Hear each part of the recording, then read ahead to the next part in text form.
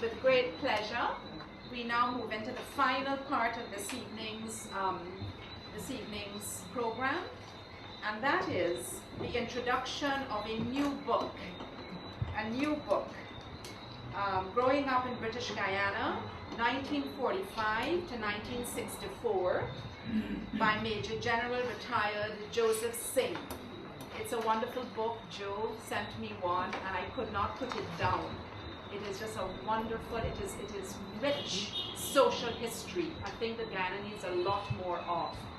And so with great pleasure, Dr. Roopnarine, Joe's old friend who wrote the introduction to the book, to introduce the book for us, after which Joe will actually read some sections for us. So over to you, Rupert. Thank you.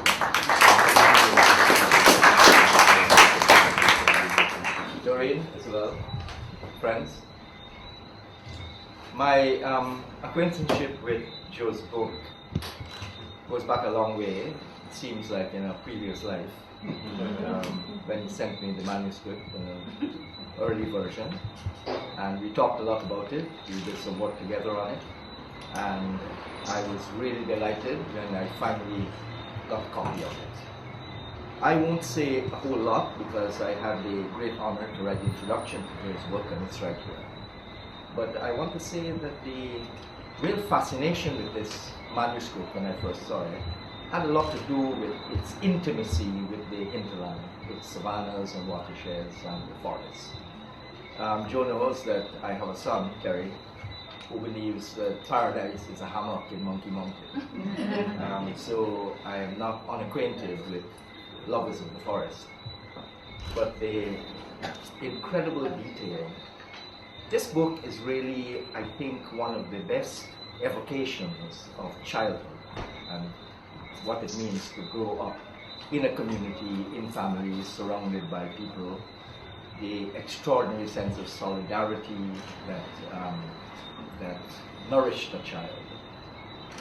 The only comparable book I know that has that kind of quality in relation to childhood is a French book by a man called Moray, Le Grand Monde, and that is, to my mind, the classic expression of childhood in literature. And there are many pages in Joe's book that really brought that kind of literature to my mind. One of the things about the book that it forced me really to go and get things off my shelf, which have been sitting on my shelf for a long time. It forced me to go back and read Intern again, and to read Barrington Brown, and to read the Mataruki Trail and all of those, Hudson's book and Matthew Young's book, so that this little book of Joe's was a very, very rich stimulus for going back to these extraordinarily important works that have to do with cartography and boundary marking and so on in our early history.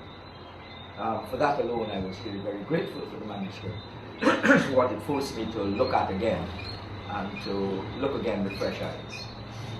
After I got into some of this literature, I began to understand a little better some of Joe's own, what I call narrative modes in his book. The fascination with space, for instance.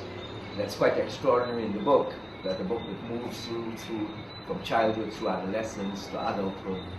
There is, to my mind, very little sense of time passing. On the other hand, there is an incredible concentration on what I call geometric space. I mean, everything is measured. Kitchens are measured, yards are measured, farms are measured. Stabroek Market is laid out in a way that you haven't seen it before. And all of these things, I think, help me to appreciate and understand Joe's own absorption in this literature, this cartographic literature.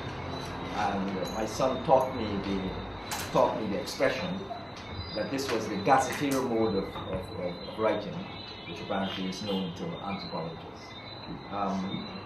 The social history aspect of it that Van alludes to, I think, is something again that is very, very rich in the book. I don't know how Joe could have recollected with the incredible precision that he remembers the people and the events around him as a boy. I'm fascinated by this because I myself have a very poor memory of those things. I remember in flashes, episodes and so on. But this sustained act of remembering and the bringing to life of people was one of the things about the book. I mean, all of the names of people that are named in the book are not just names of people, they are really caught for us in flashes, vignettes of living people, and this was very rich. The sense of loss, in a real sense, the book is, in a sense, it is a kind of In Search of Lost Time, because when village life, for instance, is described, and the orderliness of village life in Canal Number 1. I mean, when you think of the degradation, what has happened to all of those systems that worked so well, when you think of that in the kind of waste we have in relation to village government and that kind of thing across the country, and you look now and learn how communities were organized, how people responded to this organization and participated in it, and how enriching it was for people living in those communities. That for me was a source of extraordinary instruction, and as I say, there is an underlying sense of loss that this thing has gone.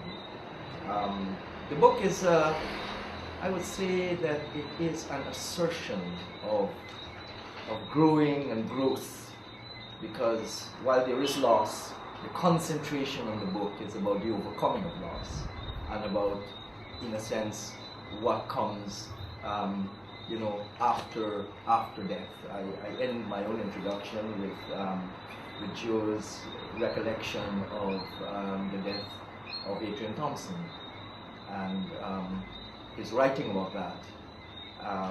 And how moved he was, and he gives the instance of when a great Moray tree falls in the forest, and he goes on to talk about the seedlings that are left behind to sprout and make new things. And this sense of a life that persists, growth that persists against all the odds, what it was that strengthened him as a boy.